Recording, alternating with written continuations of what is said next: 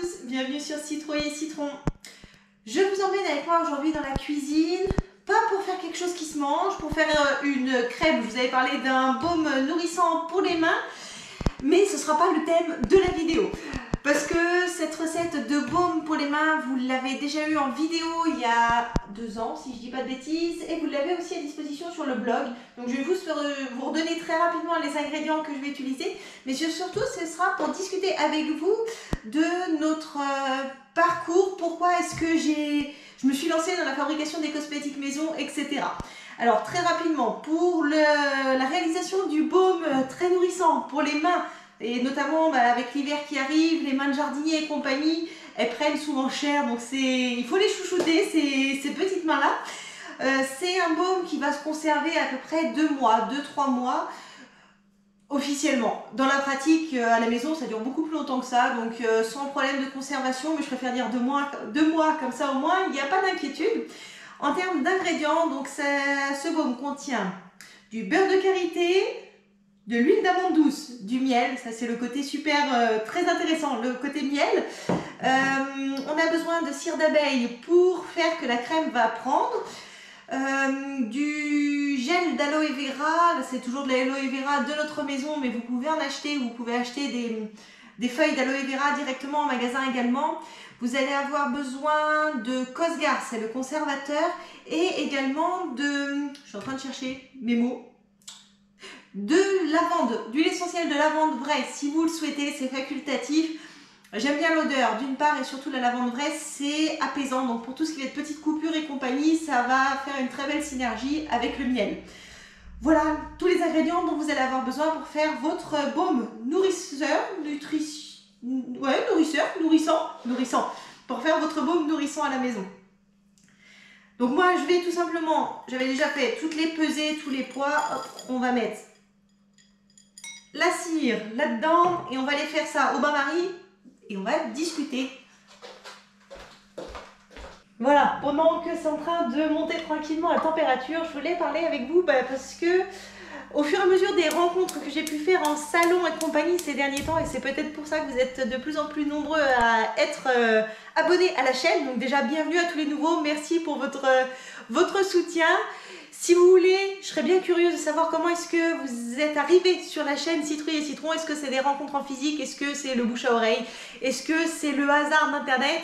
Bref, j'aimerais bien savoir d'où c'est que vous venez, comment est-ce que vous avez connu la chaîne. Toujours est-il que vous êtes assez nombreux ces derniers temps à venir discuter avec moi sur les salons des livres et compagnie et savoir un petit peu pourquoi est-ce que je suis arrivée à faire des conférences sur réduire au maximum ses déchets, réduire son impact environnemental et comment surtout est-ce qu'on est arrivé là où on en est aujourd'hui en termes d'étapes de processus, etc. Pour beaucoup, la réduction des déchets, ça va se jouer au niveau de la cuisine parce que tout ce qui est plat cuisiné, plat préparé et compagnie, ça fait vite de très gros volumes de déchets. On est sur des produits qualitatifs qui sont moyens et en termes de saveur, on est également, voilà, saveur, vitamines, etc. Tout ce qui est plat préparé, on n'est pas sur des choses très très dingues.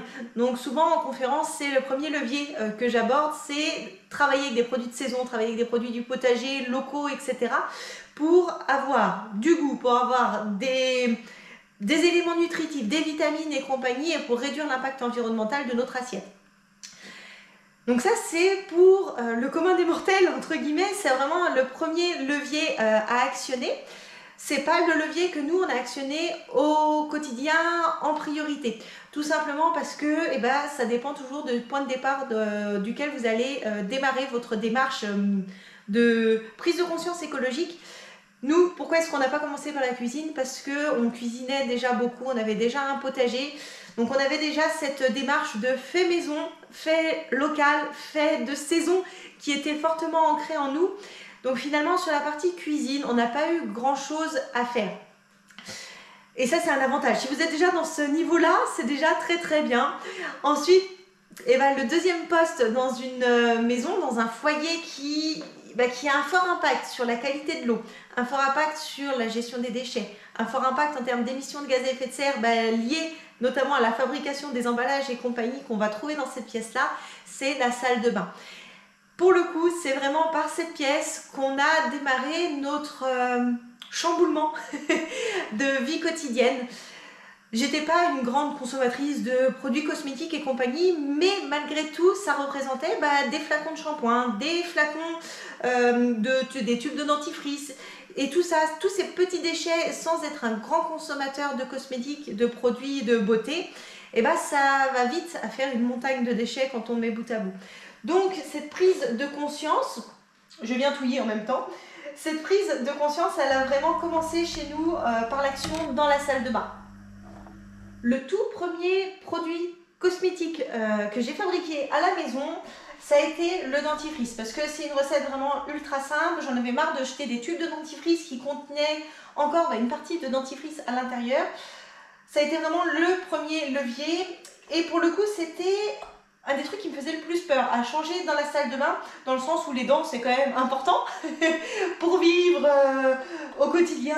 Si on a des taches sur les dents, c'est pas vendeur non plus pour discuter avec les gens et compagnie. J'avais peur d'avoir des caries et tout ça.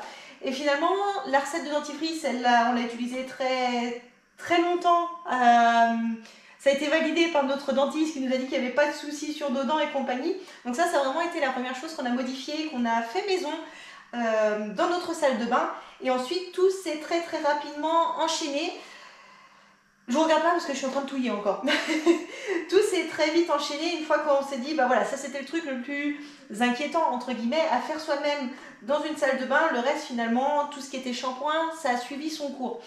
Donc, les recettes de shampoing, maintenant, on les fait nous-mêmes. J'ai arrêté, mais j'avais des recettes d'après-shampoing. J'essaierai de vous en fabriquer pour vous donner la recette, parce que c'était bien sympa, mais finalement, je me suis rendu compte que les cheveux n'avaient pas besoin de tout ça. Donc, juste un shampoing fait maison au lait d'avoine, je vous remettrai les recettes.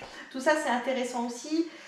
Les recettes de crème, de baume et compagnie, fait maison, c'est vraiment super sympa. Et c'est là où on joint l'utile à l'agréable. L'utile en termes d'engagement auprès de l'environnement, parce que une nouvelle fois, tout ce qui est produits lavants que vous allez trouver dans vos gels douche, tout ce qui va être emballage et compagnie, vous allez contribuer à dégrader une partie de l'environnement, parce que les tensioactifs que vous allez avoir dans votre shampoing, ça va se retrouver dans les cours d'eau et compagnie. Donc en termes de biodiversité aquatique, c'est pas dingue. La partie gestion des déchets, je parle même pas des déchets plastiques où ça pose de grosses questions sur l'environnement, mais déchets, même les papiers, les emballages en carton et compagnie, c'est des emballages qui auront été fabriqués, genre votre tube de dentifrice, souvent il est emballé dans un emballage en carton. Cet emballage en carton, globalement, il sert à rien. Donc en termes de ressources, c'est de la pâte à papier, c'est du bois qui a été utilisé pour rien, c'est de l'encre qui a été utilisée pour rien, c'est de l'énergie qui aura été utilisée pour rien pour fabriquer ce tube. Donc en fait, fabriquer ces cosmétiques maison, pour nous, c'est venu au tout départ de cette démarche d'engagement environnemental, d'aller plus loin, chaque jour un petit peu plus loin en termes de motivation, de mobilisation. Économiquement, on s'est rendu compte que ça nous coûtait également beaucoup moins cher à fabriquer soi-même, mais également ce qu'on se rend compte, c'est qu'à partir du moment où vous allez engager cette démarche de fabriquer maison, vous allez vous rendre compte qu'il y a un certain nombre de produits pour lesquels vous n'en avez pas besoin finalement. L'exemple de l'après-shampoing, il est assez parlant. Si vous avez un shampoing qui vous convient bien, vous n'avez pas besoin de l'après-shampoing. Ça, c'est valable pour énormément de choses, surtout dans les cosmétiques où finalement le marketing, les entreprises, elles sont là pour vendre et elles savent sur quelle corde de sensibilité jouer pour vous faire acheter. Donc, au fur et à mesure, on s'est rendu compte qu'il y a pas mal de produits qui ont dégagé de la salle de bain, alors que je répète, au tout départ, je n'étais pas très utilisatrice de ces produits cosmétiques. Donc c'est vraiment ça a été un point charnière dans notre engagement environnemental. Et au-delà de ça, je me suis rendu compte que fabriquer ces produits cosmétiques et en moindre mesure les produits ménagers et compagnie, c'est super sympa. Dans le sens où j'aime bien cuisiner, donc on retrouve cet aspect de peser des quantités, à apprendre à marier des ingrédients les uns avec les autres, ou à ne pas marier des ingrédients avec les uns avec les autres. Donc il y a cet aspect un peu popote qui est vraiment super intéressant à mon sens. Il y a le fait aussi de la curiosité. parce que vous allez vous lancer dans des recettes que vous ne connaissez pas. À la base, on ne sait pas fabriquer un shampoing de façon je veux dire, intuitive, entre guillemets. On ne connaît pas les recettes, on n'a pas les cartes en main. Donc toute cette partie de processus de recherche de recettes, je trouve ça super cool. Donc vous avez déjà pas mal de choses sur Citrouille et Citron, mais Internet de façon générale regorge de recettes intéressantes, plus ou moins intéressantes. Après c'est à comparer les unes les autres, faire votre choix par rapport à vos besoins, par rapport à vos convictions des fois selon certaines matières premières. Et en fait vous allez apprendre, et ça je trouve ça vraiment super cool. Vous allez vous rendre compte qu'est-ce qu'il lave dans un shampoing, qu'est-ce qu'il lave dans un savon. C'est comprendre finalement la présence de chaque ingrédient dans une recette. Et ça, en fait, ça nous fait grandir à chaque nouvelle recette qu'on va tester. Je trouve ça vraiment super, super cool. Et enfin, sur l'aspect plutôt pratico-pratique, le fait de faire ces produits faits maison, vous allez vraiment pouvoir adapter ces matières premières par rapport à vos propres besoins. Finalement, quand vous allez regarder sur je reste sur le shampoing alors qu'on est en train de fabriquer une crème pour les mains, c'est absolument incohérent, mais c'est pas grave. Sur une bouteille de shampoing, vous allez avoir une quinzaine d'ingrédients qui vont être présents pour un shampoing classique. Et quand on regarde la composition, alors déjà la première partie, ça va être aqua, c'est de l'eau. Bon, voilà, on achète de l'eau dans un flacon. Mais sur ces 15 ingrédients-là, finalement, quand on pose un peu la question, on se rend compte qu'on n'en a pas besoin d'autant. On en a besoin que de 2, 3, 4 pour faire le job de façon vraiment très très correcte. Et ça pose question d'une part. Le fait de faire soi-même, vous allez pouvoir écluser déjà tous ces ingrédients qui finalement sont pas utiles au quotidien dans vos recettes de cosmétiques par exemple. Et vous allez pouvoir adapter ensuite les matières premières que vous allez pouvoir utiliser selon vos besoins. Par exemple dans une crème pour le visage, si vous avez une peau où vous avez une peau plutôt fatiguée, vous allez passer sur de l'eau de bleuet. Si vous avez une peau qui est plutôt sensible, vous allez passer sur de l'eau de rose. Et ça va vous permettre d'avoir des cosmétiques qui correspondent vraiment au plus proche à votre type de peau, au plus proche à vos besoins en termes de, je sais pas, de capillarité, en termes de je veux un shampoing anti-pelliculaire ou je veux un shampoing ultra doux. Vous allez vraiment pouvoir adapter, et cette souplesse, c'est vraiment pour moi très très intéressant. Voilà, c'est la petite cerise sur le gâteau de la fabrication maison de ces produits ménagers, produits cosmétiques. Alors effectivement, quand vous allez vous lancer notamment dans la fabrication des cosmétiques faits maison, vous allez avoir besoin de matières premières que vous n'allez pas forcément trouver en vrac dans votre secteur. En tout cas, nous à la campagne, la majorité de ces produits-là, on ne les trouve pas en vrac. Mais, alors effectivement, ça va fabriquer des déchets. Mais il y a un certain nombre de contenants qu'on va pouvoir réutiliser. Alors c'est le principe du zéro déchet, c'est de réutiliser. Donc tout ça, c'est des vieux pots de crème justement d'une vie antérieure que je réutilise année après année pour stocker mes nouvelles crèmes fait maison. Ces petits seaux, ça c'est des seaux qu'on va pouvoir réutiliser soit pour genre congeler des soupes ou des choses comme ça, ou pour nous, c'est ce qu'on fait, c'est pour garder nos semences de potager d'une saison à une autre. Donc ça c'est intéressant pour les semences, genre les graines de salade qui prennent beaucoup de place. Ça c'est nickel, en plus c'est des graines qui sont très légères, donc le fait qu'il y ait un petit couvercle qu'on puisse venir fermer dessus pour éviter que ça s'envole une fois qu'elles sont bien sèches, c'est nickel. De la même façon, ces petits sachets, malheureusement c'est du plastique, on est complètement d'accord. Ces petits sachets là, pareil, ça va nous servir à remettre des graines à l'intérieur. Donc finalement, vous allez créer du déchet, on est d'accord, vous allez forcément en créer. Toujours est-il que vous allez en créer moins que si vous achetiez vos produits déjà tout fabriqués. Tout en ayant en tête que de toute façon, en amont de cette chaîne de fabrication, l'industriel, il produit lui aussi des déchets. Donc dans tous les cas, la partie industrielle, la partie commercialisation, vous allez avoir des déchets.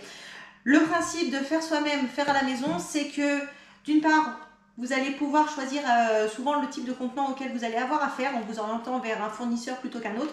Et ces contenants-là, vous allez pouvoir les réutiliser. Par rapport à un tube de dentifrice usagé où je n'ai pas encore trouvé la solution miracle pour réutiliser un tube de dentifrice usagé. Donc globalement, vous allez produire des déchets, mais que vous allez pouvoir réutiliser dans la majorité des cas. Et de façon générale, si on regarde le volume de déchets que vous allez produire avec cette fabrication de produits ménagers faits maison, vous allez en avoir moins. Pourquoi? Parce que dans la grosse majorité des produits ménagers, produits ménagers ou cosmétiques fait maison, le premier ingrédient c'est l'eau. Et l'eau, ça prend forcément de la place. L'eau, nous, on utilise de l'eau du robinet. Donc en termes de volume, de déchets, c'est peanut. Donc finalement, avec ces 3-4 contenants, ça fait des années que j'utilise entre guillemets, ces contenants là, le beurre de karité, je sais pas quel âge il a. Il date de 2020. Donc vous voyez, ça, avec 3 ans de temps, on arrive à faire beaucoup moins de déchets en faisant fait maison qu'en passant par des produits commerciaux. Donc ça, c'était un point qui me semblait important de revoir ensemble pour vous partager un petit peu ce retour d'expérience là. Voilà globalement le retour d'expérience que je voulais vous partager aujourd'hui. C'est un format de vidéo très différent de ceux d'habitude, je ne le ferai pas à chaque fois, mais ça me paraissait important, intéressant de vous partager un petit peu notre chemin de vie en termes d'engagement. Ça a été, voilà, pour nous, cette prise de conscience et ce passage à l'action, ça s'est plutôt centralisé au tout départ sur la partie, du coup, salle de bain. Ce sera différent pour tout le monde. Peut-être que ce sera dans d'autres pièces de la maison où vous aurez le déclic de vous dire eh ben, c'est là par où je veux commencer parce que c'est là où ça me paraît où j'ai le plus de chemin à faire, ou tout simplement peut-être ça peut être l'autre facette, c'est là par où je veux commencer parce que j'ai le plus confiance pour me jeter à l'eau. Nous on est un petit peu des des kamikazes, on a commencé par le truc qui nous faisait le plus peur, mais comme ça au moins on est désensibilisés pour le reste, ça passe crème. Vous n'êtes pas obligé de vous lancer tout de suite dans la recette qui vous inquiète le plus. Non, vous pouvez faire petit à petit dans des choses qui vous paraissent beaucoup plus accessibles au départ. Toujours est-il que les recettes que vous trouverez sur Citrouille et Citron, elles ont toutes été testées et validées par nous. Donc c'est des recettes, en gros, Citrouille et Citron, ça me sert un petit peu de carnet de recettes. Quand j'ai quelque chose que je recherche, je ne sais plus comment on fait, je vais me connecter sur le site, sur YouTube ou quoi, et je retrouve les recettes. Ça me sert de pense-bête, tout simplement, de façon très égoïste et individualiste. Avec cet intérêt quand même que ça puisse servir aussi à d'autres plutôt qu'un simple cahier dans la cuisine ou dans la salle de bain. Voilà, et bien écoutez, j'espère que cette vidéo particulière vous a plu. Si c'est le cas, comme d'habitude, pensez à la liker, à vous abonner à la chaîne et à cliquer sur la petite cloche si ce n'est pas déjà fait pour soutenir la chaîne. Merci encore une fois à tous les nouveaux et à tous les anciens qui sont présents sur la chaîne. Et puis la petite cloche pour être tenu au courant de la sortie de la prochaine vidéo. Prochaine vidéo, recette de produits ménagers normalement, si le planning n'est pas chamboulé, parce qu'au côté potager, c'est en train de se calmer doucement mais sûrement. Je vous ferai sûrement un petit tour de potager en cours de printemps. Je suis un peu en retard ou un peu en avance, en cours d'automne, pour faire un petit point avec vous sur cette fin de saison de production. Mais maintenant, ça y est, on va se recentrer peu à peu sur la maison et cette ambiance assez cocoon qui va très bien avec les mois d'automne. Moi, en attendant, je vous dis à très bientôt sur Citrouille et Citron.